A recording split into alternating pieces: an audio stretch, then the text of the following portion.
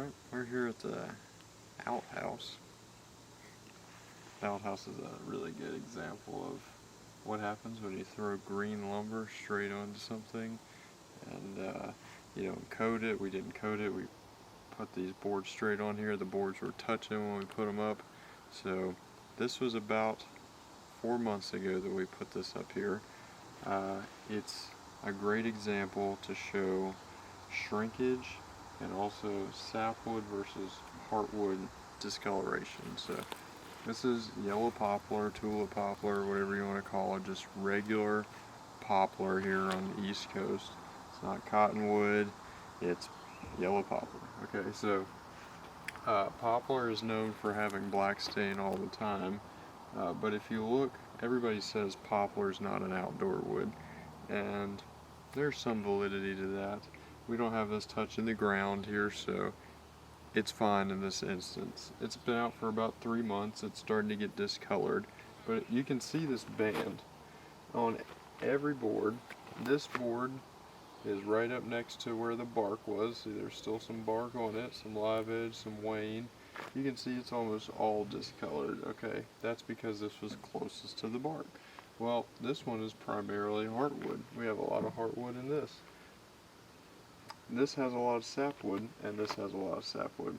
So you can see, especially if you're thinking about using this for a fence or a barn or something, the rest of this will get discolored too eventually over time. But as you can tell, actually the heartwood of poplar holds up quite well outdoors.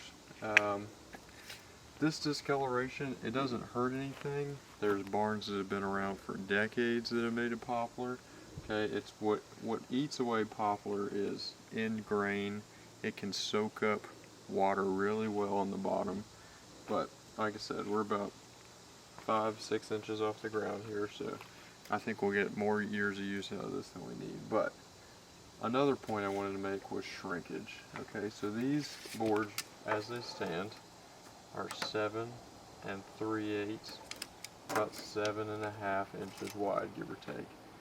When we put these boards up here, okay, they all touched. There were no gaps in here whatsoever. So now, if you look at it, you know, right there we have almost 1/2 inch. Right there we have 3/8 of an inch. Right there we have 1/4 of an inch of gap. It's going to keep getting bigger. The gaps are going to keep getting larger. So think about that. If it's an area where you can't afford any gaps, you need to make sure your wood is drier before you put it up. This was green wood straight off the sawmill. It went right on the building.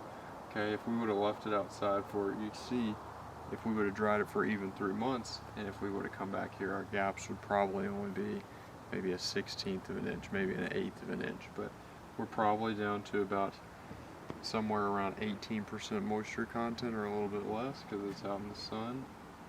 Okay, so just take that into consideration if you're going to do board and batten siding, if you're going to do something like that where you can cover up the gaps or the gaps don't matter, it's no problem. Use it straight off the mill.